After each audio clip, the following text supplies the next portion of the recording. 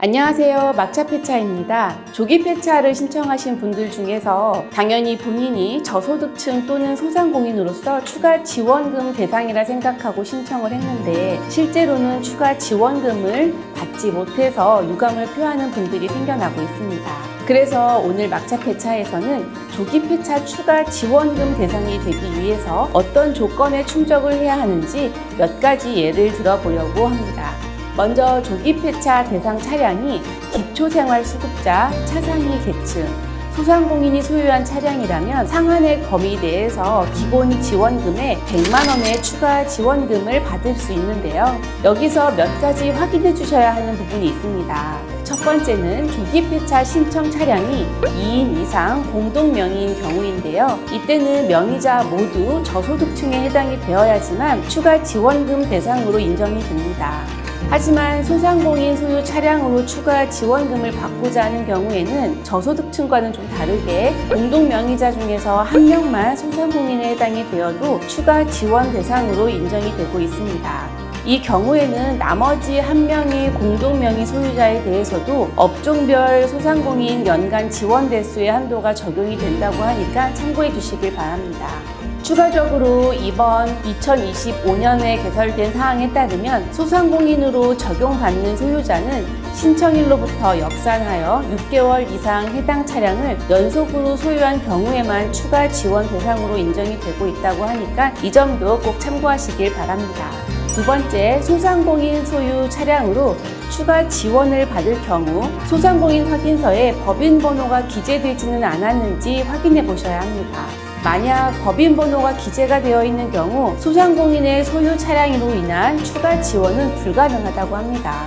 즉, 소상공인 개인이 소유하고 있는 차량 중 개인 사업체를 영위하고 있는 경우에는 추가 지원이 가능하지만 법인을 운영하고 있는 경우라면 추가 지원이 불가능합니다. 세 번째, 소상공인 저소득층 모두 증빙 서류를 반드시 빠짐없이 제출하셔야 합니다. 소상공인의 경우 소상공인 확인서, 기초생활수급자의 경우 국민기초생활수급자 증명서, 차상위 계층의 경우 차상위 계층 확인서, 차상위 자활급여 확인서, 차상위 장애인연금, 장애수당, 장애아동수당 수급자 확인서, 차상위 본인부담 경감 대상자 증명서 중 한 개를 제출해야 추가 지원이 인정됩니다.